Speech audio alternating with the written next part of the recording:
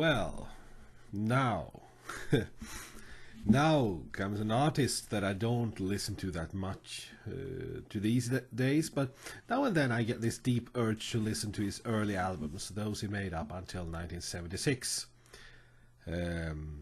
He's been an important part of my musical upbringing, since I apparently showed a very deep interest in his music early on.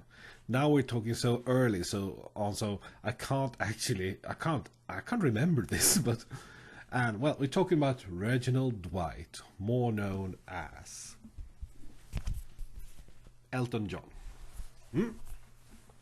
According to an old photo of me, less than a year old, if you see the longer version of the intro to these videos, you see a little baby lying on the floor and having some records in front of him.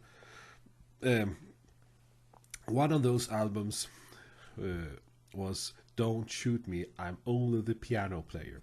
I have no recollection of that album from when I was a kid. So probably somebody borrowed it from my mother and forgot to return it. Those things happen. I do remember, though, an odd compilation of early DJM tracks called From My Songbook. And I have it here. Rather torn. Looks like this.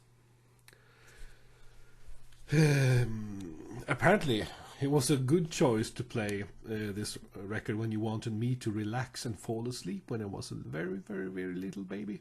Some years, for some years ago, I started to actively, search for these early albums more actively, and I think I have got most of them, with the exception of a few tracks. I'm not into what he made after 1976, but up until then almost everything he made was pop of the best possible class. And this record that I showed earlier, this is the favorite one, Tumbleweed Connection. So Elton John, place number 32.